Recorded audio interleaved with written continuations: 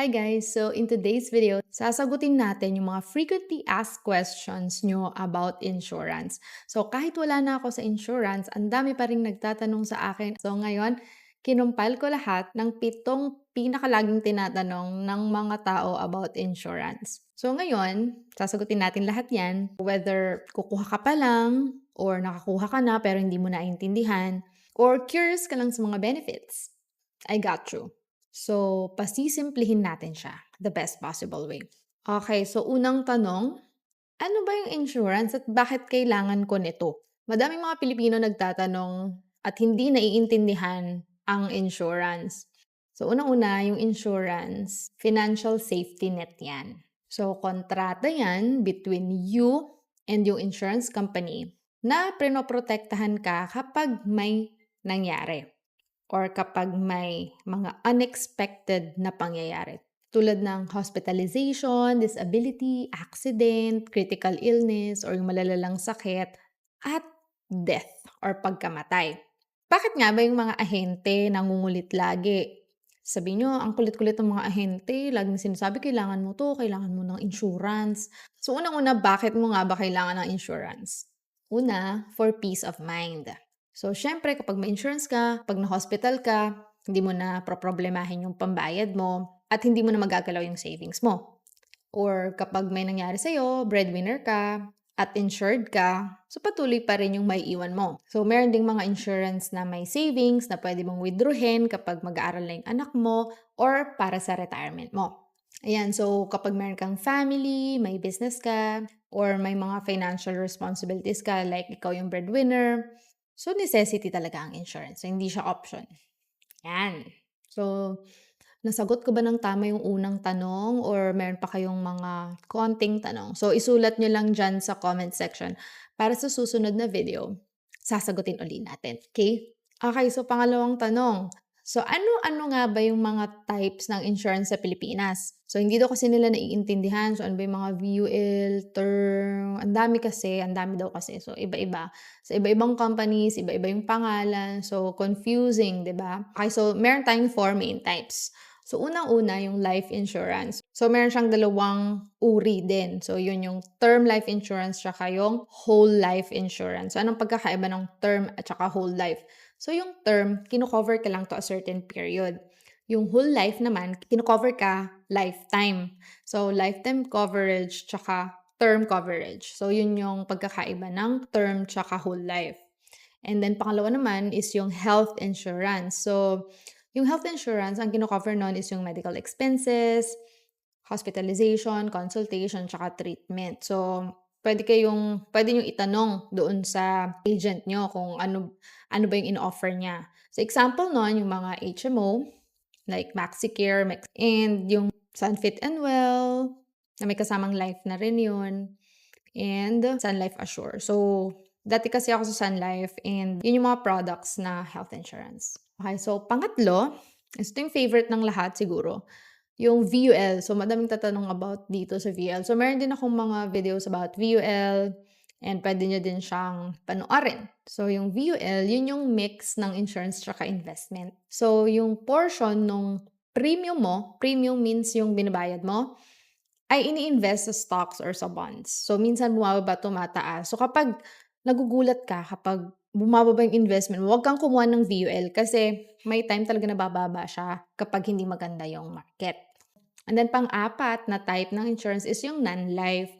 Non-life, yun yung mga nagko-cover ng car, ng home, ng fire, travel, yan. So, non-life insurance yun. So, depende yun sa goal tsaka sa budget mo. So, at a minimum, pwede kang kumuha ng term insurance, at least budget-friendly siya. O kaya health insurance kasi di mo alam kailan ka magkakasakit. Yan. So, let's go to question number 3. Sabi, when is the best time to get insurance daw? Ang best time is ngayon. Kasi, mas bata ka, mas mura, at mas healthy ka. So, mas maliit yung babayaran mo na premium kapag kumuha ka ng mas bata. Kasi kunwari, kumuha ka ng insurance mo ng 25 years old, pwede yun, 1.5 lang. Pero kapag 40 years old ka na, Pwede na maging 4,000 yun or hindi ka na qualified na kumuha ng insurance. Ibig sabihin ng hindi na qualified, either may sakit ka na or like senior ka na kung 60 mo palang naisipan kumuha ng insurance. So, hindi na pwede. So, wag mong intayin na kailangan mo siya bago ka pa kumuha. So, yun. Okay?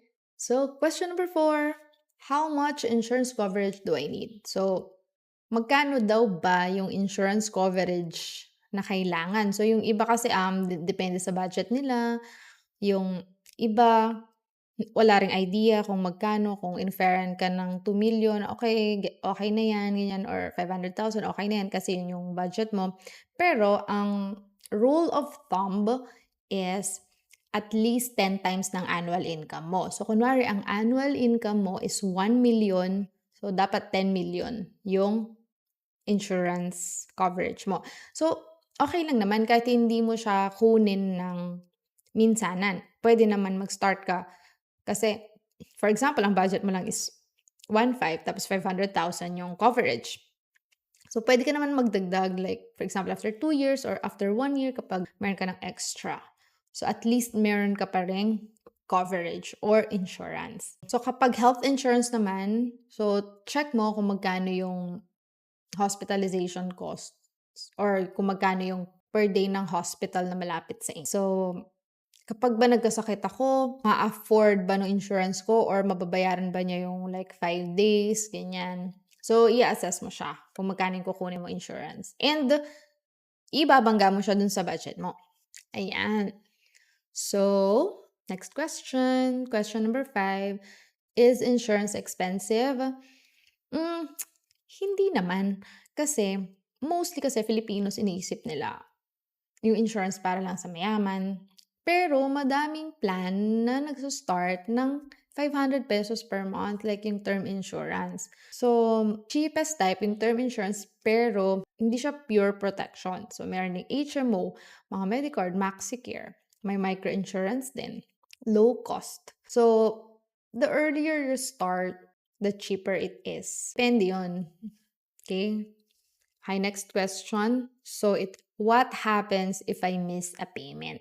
So, most insurance companies, nagbibigay sila ng grace period. Grace period means usually 30 to 60 days na pagbabayad bago mag-lapse yung policy mo. Lapse means tumigil or stop yung policy mo. Kapag nag-lapse yung policy mo, so mawawalan ka ng coverage. Meaning, hindi ka na insured. Kailangan mo mag-reapply at magbayad ng mas mataas na premium or magbayad ka ng penalty.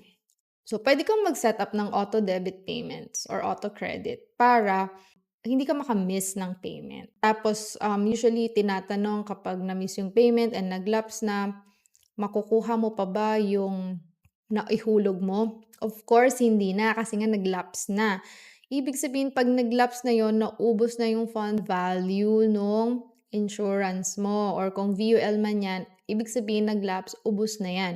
So, yung iba nagtataka, hindi nakakapagbayad, for example, 2 years na. Pero buhay pa rin kasi kinukuha yon doon sa investment nung insurance mo, kung VUL man yan. So, yun. Ganun siya.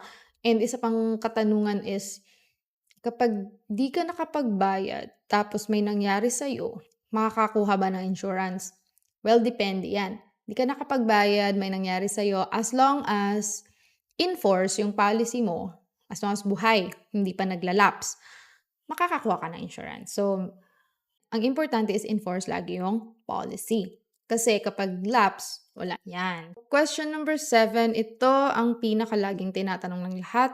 Is insurance a scam? Scam daw ba ang insurance? Of course, hindi. Pero pumili ka ng reputable provider. So, unfortunately, madaming scam. Pero ito yung mga ways para ma-avoid mo sila. So, una-una, i-check mo yung insurance company kung legit. So, makikita mo naman yan eh. Tulad ng Sun Life, AXA, Pru Life. So, legit yung mga PhilUp, Manulife, FWD, BDO Life, Insular. So, as long as may office and pwede mo namang i-check sa insurance commission. So, check mo sa insurance commission yung legitimacy ng insurance provider na nag-o-offer sa'yo para malaman mo kung legit. Kumuha ka ng licensed agent. And then pangatlo is basahin mo mabuti yung proposal or yung contract. So, intindihin mo yung terms and conditions bago ka pumirma. Okay? Usually, kapag too good to be true, yung offer, scam yun. Ayan. So, yan yung mga questions na laging tinatanong ng mga madlang people. So kung gusto mong magtanong about insurance or gusto mong magpa-send free quote, so magbibigay ako ng form dyan sa comment section and i-refer ko kayo sa aking financial advisor. Kasi wala na ako sa insurance. I'm doing freelancing right now. So kapag aspiring freelancer ka din, gusto mong kumita online or mag-work from home, so sign up ka lang doon sa newsletter na nagbibigay ako ng mga tips. And meron din akong course sa Udemy kung isa kang aspiring freelancer and para malaman mo kung paano kumita online and work from home. So thank you so much for watching. Till the next video. Bye!